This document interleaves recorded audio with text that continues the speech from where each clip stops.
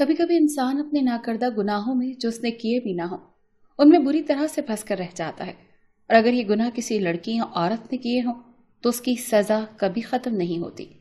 مجھے نہیں یاد کہ میں نے ایسا کون سا گناہ کیا تھا کہ میں اس ظالم شخص کے چنگل میں پھنس گئی تھی جو اس وقت شیطان کا روپ دھارے مجھ پر جھپٹا ہوا تھا۔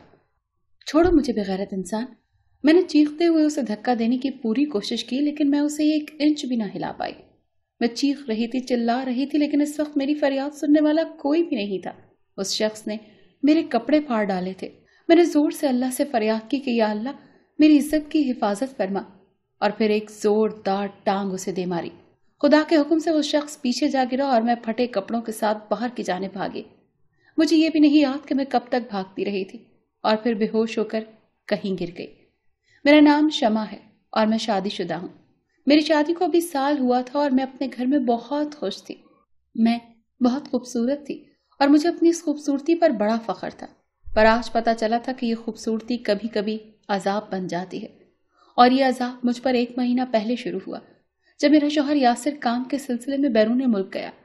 اسے 1.5 مہینے کے لیے جانا پڑا تھا اور میں نہیں جا سکتی تھی۔ وجہ گھر میں بیمار ساس تھی جو میری خالہ بھی تھی، جس کا مجھے ہی خیال رکھنا تھا۔ میں نے یاسر کی بہت منتیں کی کہ مجھے چھوڑ کر مت جاؤ، لیکن اس کی بھی مجبوری تھی۔ ہماری پسند کی شادی ہوئی تھی۔ میں اور یاسر ایک دوسرے سے بے انتہا محبت کرتے تھے۔ میری بات سن کر یاسر نے کہا کہ میری جان بس 1.5 مہینے کی ہی تو بات ہے، میں جلدی واپس آؤں گا۔ اس نے میرے ماتھے پر بوسہ کیا اور مجھے خود سے لگا لیا۔ اگلی صبح یاسر نے جانا تھا اور میں ساری رات روتی رہی۔ وہ مجھے چپ کراتا رہا۔ دراصل یاسر کی پرانی جاب ختم ہو گئی تھی اور یہ اس کی نئی جاب تھی۔ حالات اتنے اچھے نہیں تھے کہ وہ انکار کرتا۔ جانا مجبوری تھی اور یوں مجھے خود کو سمجھانا پڑا۔ اگلے دن صبح یاسر اٹھتے ہی باہر نکل گیا۔ جب واپس آیا تو اس کے ساتھ ایک بوڑھا آدمی تھا۔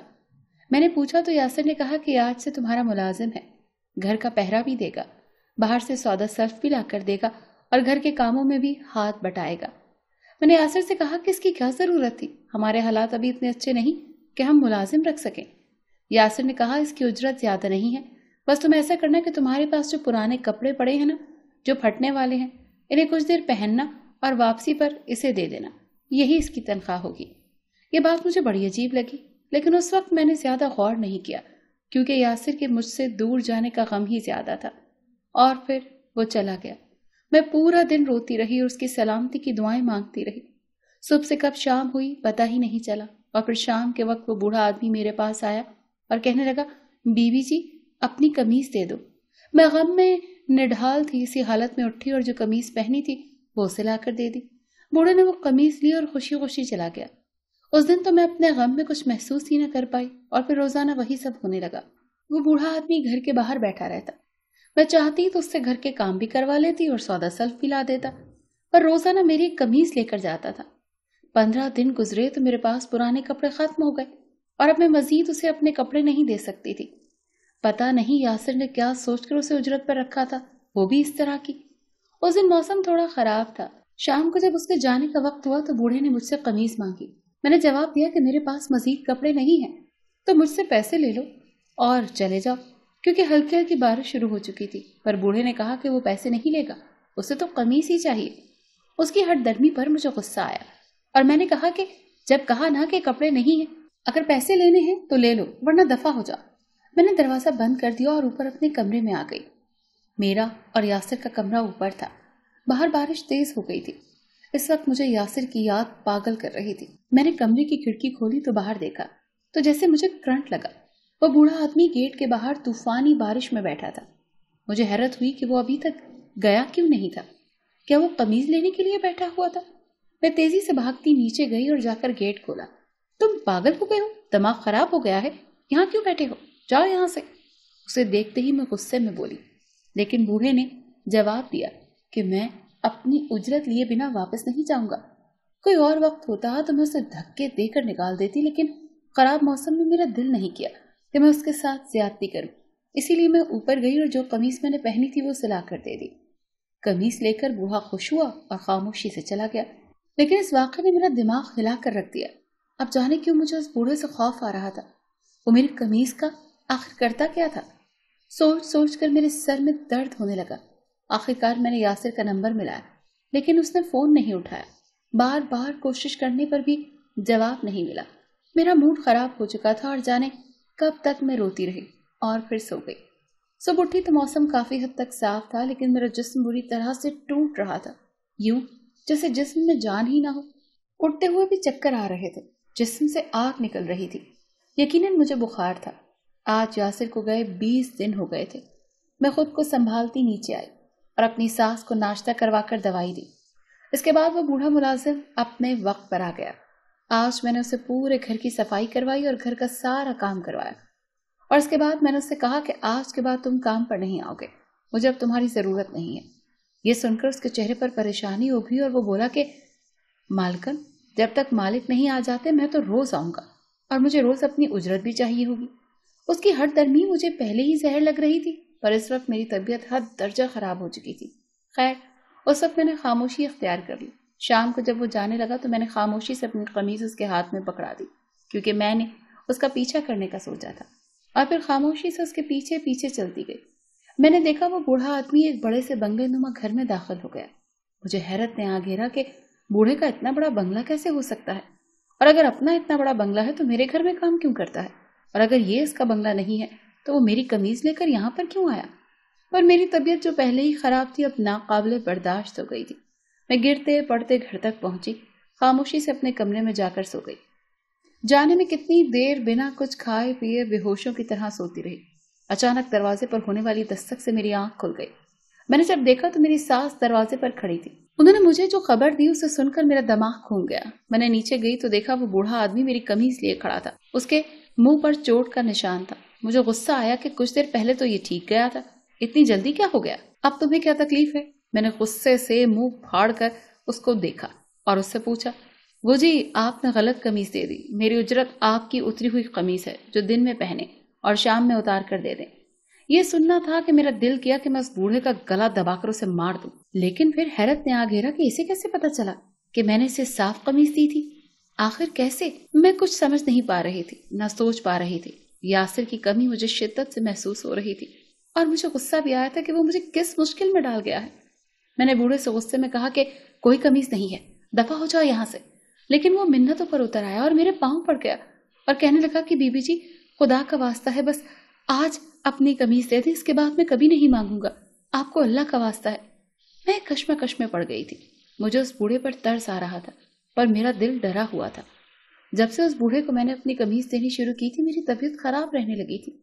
یاسر کے جانے کے 4 دن بعد مجھے اپنی پریگننسی کا پتہ چلا تھا، اور آج اسے گئے 21 دن ہو گئے تھے۔ میں پریگننٹ تھی، شاید اسی وجہ سے میری طبیعت خراب رہتی تھی۔ میں نے خود کو سمجھایا اور ایک گہرا سانس لیتے اس بوڑھے کو جو اپنی قمیض لا کر دی تو ساتھ ہی کہا کہ آئندہ اپنی شکل مت دکھانا اور میرے گھر مت آنا۔ بوڑھا وہ قمیض لے کر مجھے دعائیں دیتا ہوا چلا گیا جیسے کوئی اسے خزانہ مل گیا ہو۔ پھر میں نے سوچا کہ اب تو مجھے اس راز سے پردہ اٹھانا ہی چاہیے۔ آخر چل کیا رہا ہے؟ وہ بوڑھا آدمی میری قمیض کا کرتا کیا ہے؟ آج پورے 21 دن ہو گئے ہیں، وہ کیوں میری قمیض لے کر جاتا ہے؟ چنانچہ میں فاصلہ رکھ کر اس بوڑھے کے پیچھے چل پڑی۔ جیسے ہی بنگلے میں داخل ہوا میں بھی اندر داخل ہو گئی، کیونکہ نہ تو وہاں کوئی گارڈ تھا اور نہ ہی کوئی سیکیورٹی اور نہ ہی کیمرہ۔ میں اندر داخل ہوئی تو اندر اندھیرا تھا، پھر ایک جانب مجھے روشنی نظر آئی۔ میرا دل دھک دھک کر رہا تھا اور گلا خشک ہو چکا تھا۔ میں ڈر بھی رہی تھی، اور پھر جو میں نے دیکھا اس سے تو مجھ پر قیامت ٹوٹ پڑی۔ سامنے ایک بڑا سا ہال تھا جس میں ایک دائرے میں آگ جلائی گئی تھی، اور وہاں کھوپڑیاں، ہڈیاں اور پتہ نہیں کیا کیا پڑا ہوا تھا۔ وہاں ایک آدمی کھڑا تھا جس کی پیٹھ میری جانب تھی، اور اس کے سامنے بوڑھا آدمی سر جھکائے گھٹنے ٹیکے بیٹھا تھا۔ اس کا وجود ہولے ہولے کانپ رہا تھا۔ میں اس آدمی کا چہرہ نہیں دیکھ پائی، پر اس کی آواز گرجدار تھی۔ اس نے بوڑھے آدمی سے کہا کہ اگر آج تم یہ قمیض نہ لے کر آتے تو میری سالوں کی محنت ضائع ہو جاتی۔ تمہیں نہیں پتا میں نے اسے حاصل کرنے کے لیے کیا کیا جتن کیے ہیں۔ وہ میری نہیں ہو سکی تو میں اسے کسی کا بھی نہیں رہنے دوں گا۔ آج 21واں دن ہے، آج میرا چلہ پورا ہو جائے گا۔ اب مجھے تمہاری ضرورت نہیں رہی۔ ساتھ ہی گرد سے چند ہٹے کٹے لوگ نمودار ہوئے اور انہوں نے اس بوڑھے شخص کو پکڑ کر رسیوں سے باندھ دیا، اور پھر دیکھتے ہی دیکھتے انہوں نے اس بوڑھے شخص کو بری طرح مارنا شروع کر دیا۔ میں زور زور سے چلائی، خدا کے لیے اس بوڑھے پر رحم کرو، مگر وہ لوگ میری ایک نہیں سن رہے تھے۔ شاید وہ اسے جان سے مار دینا چاہتے تھے، کیونکہ اپنے گناہوں کو چھپانے کے لیے وہ اپنا آخری ثبوت تک ختم کر دینا چاہتے تھے۔ پھر ان میں سے ایک شخص آگے بڑھا اور اس بوڑھے کو گھسیٹتا ہوا دوسرے کمرے میں لے گیا۔ بوڑھے کی چیخیں باہر تک آ رہی تھی۔ وہ شخص جو بوڑھے پر ظلم کر رہا تھا میرے گاؤں کا تھا، جو مجھ سے محبت کا دعویٰ کرتا تھا، لیکن مجھے وہ زہر لگتا تھا۔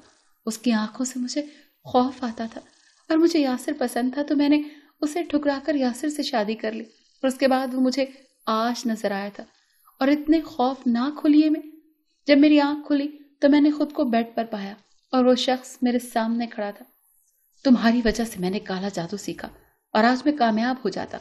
تم خود اپنا آپ بھول کر میرے پاس آتی، پر تم نے میرا چلہ ختم ہونے سے پہلے آ کر میرا کام بگاڑ دیا۔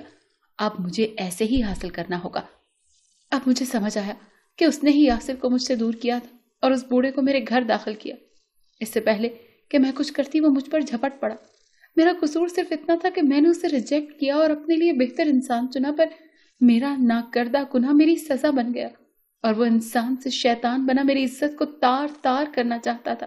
میرے کپڑے پھٹ چکے تھے۔ مشکلوں سے میں وہاں سے بھاگی اور پھر گاڑی سے ٹکرا کر گر گئی۔ جب ہوش آئی تو خود کو اسپتال پایا۔ وہاں پر میرے آس پاس پولیس والے کھڑے تھے۔ میں پولیس کی گاڑی سے ٹکرا گئی تھی اور وہی مجھے اسپتال لائے تھے۔ میری آنکھوں کے سامنے بار بار بوڑھے کا چہرہ آ رہا تھا۔ اس کے علاوہ مجھے لگ رہا تھا ابھی وہ شیطان کہیں سے نکل کر میرے سامنے آ جائے گا اور مجھ پر جھپٹ پڑے گا۔ میں 2 دن ایسے ہی پاگلوں کی سی حالت میں روتی رہی۔ پھر جب مجھے اچھے سے ہوش آیا تو مجھے پتا چلا کہ میرا بچہ ضائع ہو چکا ہے اور یاسر بھی واپس آ چکا ہے۔